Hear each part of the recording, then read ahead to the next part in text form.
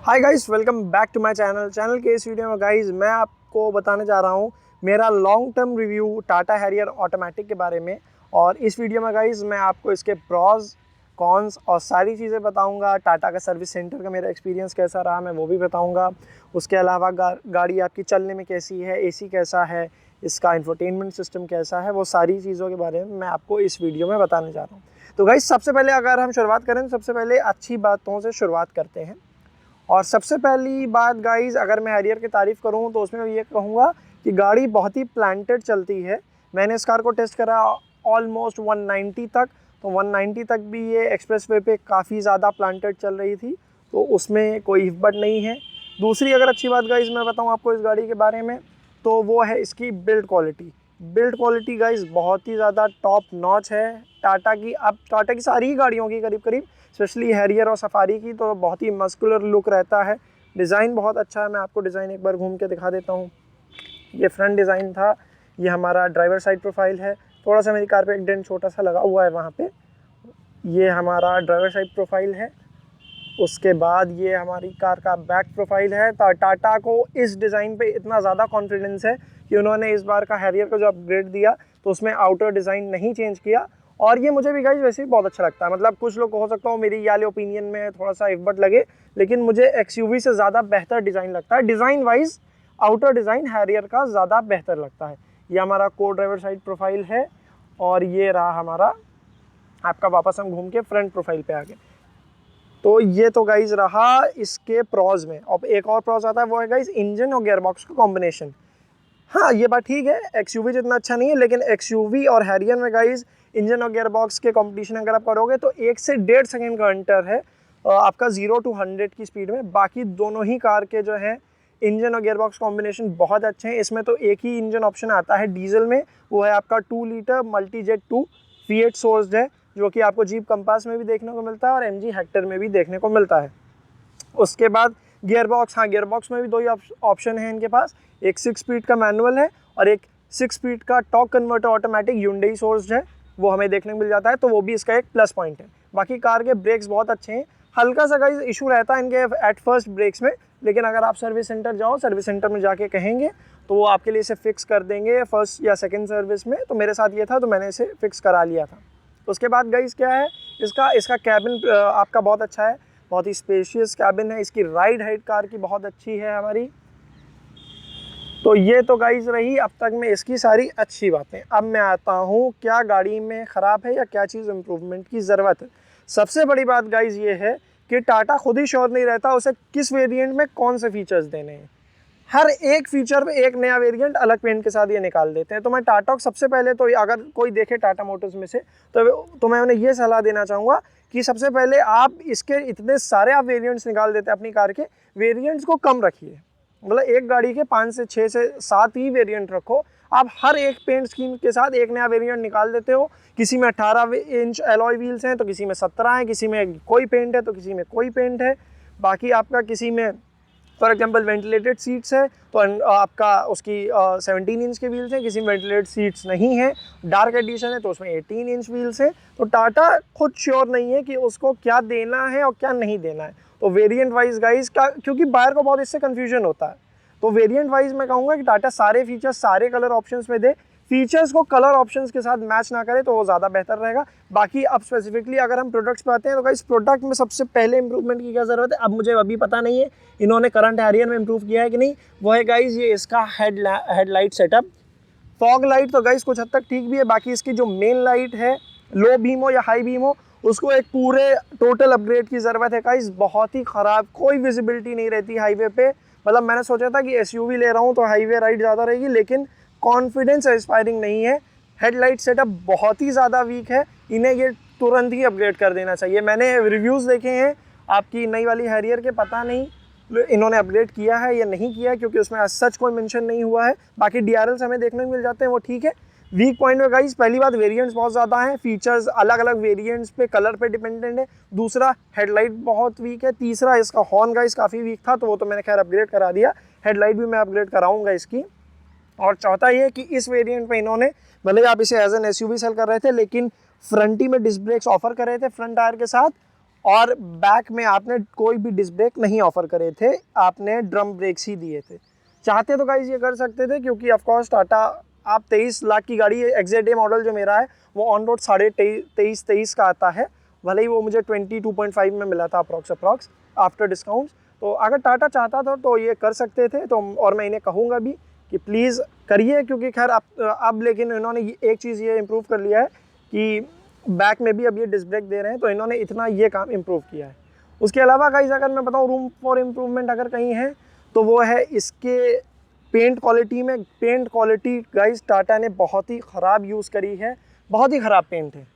मतलब मेरे पास, मैं तो सोच रहा हूँ कुछ फंड्स का अगर इंतज़ाम हो जाए तो पूरी कार रीपेंट कराने वाली है, चाहे सेम ही कलर में कराऊँ। पेंट की क्वालिटी गाइस बहुत ही ज़्यादा ख़राब है, मतलब तो ये एक ख़राबी हो गई। उसके बाद गाइस ये एक और जो इसके साथ वो मैटर है वो है इसकी स्टीयरिंग हैवी और इंजन वाइब्रेशन का इशू था कुछ लॉट्स में। मेरे वाले में तो नहीं है, तो मैं उसमें नहीं कह सकता, ना स्टीयरिंग ज़्यादा मुझे हैवी लगती है, ना ही इंजन में कोई ख़ास इशू है, तो मैंने इसलिए उसको मैं पॉइंट आउट नहीं कर रहा हूँ। लेकिन मैंने कई फॉर्म्स पे पढ़ा था, टीम BHP पे भी और कई जगहों पे भी, तो उसमें ये इशू था। बाकी अब गाइस आते हैं मेन इशू की तरफ। तो मेन इशू तो जो है गाइस इसका, वो है इसका इंफोटेनमेंट सिस्टम और आपका इंस्ट्रूमेंट क्लस्टर। तो मैंने गाड़ी स्टार्ट कर दी, ये गाड़ी स्टार्ट हो गई।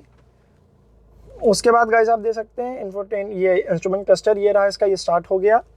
और ये रहा मेन सबसे ज़्यादा ख़राब गाइस अगर इस कार में कोई चीज़ है तो वो इसका इंटीग्रेटेड सर्किट बॉक्स है, और सिल्वर बॉक्स जैसा इसे कहते हैं। ये बहुत ज़्यादा गाइस, देखिए अभी इसने टच को रिस्पॉन्ड नहीं किया मेरे, बहुत ज़्यादा लैग करता है, पता नहीं हर बार जबकि बार आप और टाटा में गाइस सबसे बड़ी प्रॉब्लम गाइस ये है टाटा के साथ, वो अपनी गलती मानने को तैयार नहीं होते हैं किसी भी हाल में। वो ये कहेंगे सर ये तो सारी गाड़ियों में इशू आ रहा है। अगर सारी गाड़ियों में आ रहा है, आप एक 23-24 लाख का प्रोडक्ट इंडियन मार्केट में सेल कर रहे हो, जो कि दुनिया का सबसे बड़ा मार्केट है, अगर आप यहाँ इंप्रूवमेंट नहीं कर पाएंगे तो आप बाहर क्या जाएंगे? आपके पास सबसे ज़्यादा क्लाइंट यहाँ पे हैं, तो भी आप उसको इम्प्रूव नहीं कर रहे हो, लैग करता रहता है। पता नहीं कितनी सॉफ्टवेयर अपडेट्स आ चुके हैं, इतने तो गाइस आईफोन में नहीं आते हैं जितने टाटा अपने ये इसमें ला चुका है, इसके इंफोटेनमेंट सिस्टम में। आप ये देख सॉफ्टवेयर 18.11 करके है, जबकि ये 16 पॉइंट या 17 पॉइंट कुछ पाया था। पॉइंट के अपडेट्स हर बार जब सर्विस भेजो बताओ कि लैग कर रहा है सर, अपडेट आके अपडेट कर देंगे, फिर कई बार ये ब्लैंक हो जाता है और लगातार ये इशूज़ है गाइस इसके साथ। पता नहीं टाटा कब अपडेट करेगा। पिछले वालों को भी गाइस करो, वो मुझे पता है नए वाले में आपने कर दिया, आप पूरा नया ले आए हो, लेकिन जो आपने पहले सफारी बेची हैं, जो हैरियर बेची हैं, सारे ओनर्स ने इसके बारे में कंप्लेन करी है। तो उसको टाटा में से अगर कोई वीडियो ऑफ कोर्स देख रहा है टाटा मोटर्स से, तो प्लीज़ इसको अपडेट करिए, इंफोटेनमेंट सिस्टम को भी, इंस्ट्रूमेंट क्लस्टर को भी, और साथ में बाकी जो सिल्वर बॉक्स ये सारी चीज़ों को कंट्रोल करता है। फॉर एग्जाम्पल ये जितने भी मोड्स होते हैं, इन सारे मोड्स भी जब ये हैंग करता है तो ये सारे आउट ऑफ फंक्शन चले जाते हैं, फंक्शन नहीं करते हैं।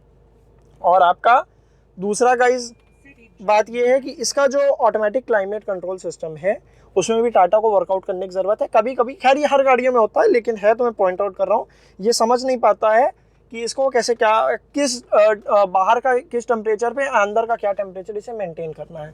तो वो एक बात है कि यहाँ पे इम्प्रूवमेंट की ज़रूरत है। बाकी तो गाइस विजिबिलिटी में तो कार में कोई ऑप्शन नहीं है। एक चीज़ और टाटा ऐड कर सकता है जो कि इसमें नहीं है, वो है एक 360 डिग्री कैमरा। वो ऐड करना बहुत ज़रूरी है क्योंकि एक बड़ी कार है गाइस, और नए वाले वेरिएंट में मैंने ये वाला फीचर चेकआउट नहीं करा, हो सकता हो टाटा इंप्रूव कर दिया हो, लेकिन ये पहले ही से दे देना चाहिए था। क्योंकि गाइस जब 10-10 और 11-11 लाख की मारुति हुंडई की कार्स ये चीज़ लेके आ रही है, तो आप भी दे सकते हो। आदमी 23-24 लाख दे रहा है, आप 23 लाख ले रहे हो, आप वो ऐड करने के बाद 23,20,000 23,50,000 कहोगे, आदमी कोई मना नहीं करेगा। आप चाहते तो कर सकते थे, अगर आप कर दिया तो बहुत अच्छी बात है। ये हालांकि क्योंकि मैंने चेकआउट नहीं करा है तो मैं प्रॉपर इस पर नहीं बोल सकता, इसलिए मैं नहीं बोल रहा हूँ। बाकी गाइस इसके अलावा बाकी सारी चीज़ें ठीक हैं, और टाटा अपने नेक्स्ट इटरेशन में भी टाटा ने एक चीज़ सॉल्व नहीं करी, वो है इसका ये बी पिलर। ये काफ़ी ज़्यादा ऑब्स्ट्रक्टिव है देखने में। फॉर एग्जांपल अगर कोई बाइक वाला इस तरफ खड़ा हो तो आपको थोड़ा सा हट के ऐसे करके देखना पड़ेगा, तभी आप देख पाएंगे, वरना ये विजिबिलिटी का इशू क्रिएट करता है। वो वैसे मैं जानता हूँ कि बिल्ड क्वालिटी के लिहाज से ठीक है, लेकिन मैं ये भी जानता हूँ कि टाटा के पास इंजीनियर्स ऐसे हैं जो इस पर वर्कआउट कर सकते हैं और इसको थोड़ा सा और ऐसा बना सकते हैं नेक्स्ट डिज़ाइन में, नेक्स्ट टू नेक्स्ट में, क्योंकि नेक्स्ट वाले में भी ये सेम ही है, ताकि व्यू में ऑब्स्ट्रक्ट ये ना करे। तो बाकी मेरा गाइस कहने का यही मतलब है। बाकी कार में एज सच और कोई इशू नहीं है, सिर्फ अगर ये इसके सिल्वर बॉक्स का इशू अब आने वाले में अगर इन्होंने सॉल्व कर लिया तो बहुत ही अच्छी बात है। पीछे इन्होंने डिस्क ब्रेक दे दिए। और एक बात और है, बस प्लीज़ अपने पेंट की क्वालिटी सुधार लीजिए। और बाकी आप वेरिएंट्स टाटा अगर कम कर दे तो बाकी उसके बाद गाड़ी में कोई दिक्कत नहीं है। मैं अप्रॉक्स इसे 45,000 किलोमीटर्स तक चला चुका हूँ। और माइलेज तो गाइस कम ही है, क्योंकि ये डीजल बर्नर इंजन है, तो ये ऑफकोर्स एसयूवी में आप माइलेज नहीं मांग सकते 8 से 9। हाईवे पे हाँ, मैंने इससे पहले भी एक वीडियो बनाई है, मैं लिंक उसका करूँगा। तो अगर आप 80 to 100 किलोमीटर पर चल रहे हैं तो 18 से 19 का माइलेज दे देती है 100 की स्पीड में, जो कि विद इन लीगल लिमिट्स है। तो वो बात ठीक है और उसमें कोई इशू नहीं है। अगर आप 100 पे चलेंगे तो 18 से 19 का माइलेज ये गाड़ी आपको दे देगी। बाकी इसमें रेन सेंसिंग वाइपर्स गाइस देखने को हमें मिल जाते हैं, और अपना ऑटोमेटिक हेडलाइट का भी ऑप्शन है। हेडलाइट अपग्रेड भी इज़ अ मस्ट है, टाटा को करना ही चाहिए। एक्सयूवी की गाइस खाली लाइट आप देखो कितनी अच्छी उसकी हेडलैम्प का सेटअप है, हेडलाइट्स का सेटअप है। टाटा चाहे तो थोड़ा बहुत कॉपी कर सकता है, कोई बात नहीं, अपनी सेमी इंडिया की कंपनी है तो तुम्हारे ही भाई हैं, उनसे कॉपी कर सकते हो, कोई बुराई नहीं। तो टाटा चाहे तो सीख सकता है।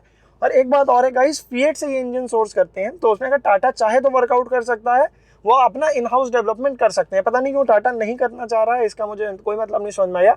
महिंद्रा ने देखिए कितना ज़्यादा अच्छा काम किया XUV 700 के petrol as well as diesel engine के साथ। तो वो काम अगर टाटा चाहे तो महिंद्रा से सीख सकता है। बाकी गाइज ये रहा मेरा एक्सपीरियंस आपका टाटा हैरियर के साथ। मैंने आपको सारे प्रॉज एंड कॉन्स बताए, और उसके अलावा मैंने आपको सारी चीज़ें बताई। अब मैं अगर टाटा के सर्विस सेंटर के एक्सपीरियंस के बारे में बताऊँ, मैंने हल्का फुल्का आपको हिंट करा है शुरू में बता के। वो गाइज ये कि अगर आप कोई भी दिक्कत गाड़ी में लेके जाओगे तो वो एक लाइन कहेंगे, सर ये हमारे सारे मॉडल्स में है। तो मैं सिर्फ टाटा ये कहना चाह रहा हूँ, अगर सारे मॉडल्स में दिक्कतें हैं तो उसको आप सॉल्व करिए। आप 24-25 लाख की गाड़ी ऐसे बता के नहीं बेच सकते। और कस्टमर इनके यहाँ गाइस जाता है तो एक DEF फ्यूल भरने के जैसे छोटे से काम में 3 से 4 घंटा वेस्ट कर देते हैं सामने वाले का। इन्हें टाइम की बिल्कुल कोई कदर नहीं है। बाकी आपका एक्सपीरियंस हो सकता है उससे डिफरेंट रहा हो इनके साथ, मेरा एक्सपीरियंस ये है। और एंड में गाइस मैं ये कहना चाहता हूँ कि प्रोडक्ट बहुत अच्छा है, थोड़े से इंप्रूवमेंट की ज़रूरत है। बाकी सर्विस टाटा को हर यूट्यूबर और हर कंटेंट क्रिएटर जो कार ऑटोमोबाइल से रिलेटेड बनाता है वो ये कहता आ रहा है, सर्विस सुधार लो, प्रोडक्ट अब बहुत अच्छे हो गए हैं। सर्विस सिर्फ सुधार लें तो इनकी गाड़ियाँ और ज़्यादा बिकेंगी। बाकी गाइज आज की वीडियो के लिए इतना ही, अगली वीडियो में मिलते हैं, बाय बाय।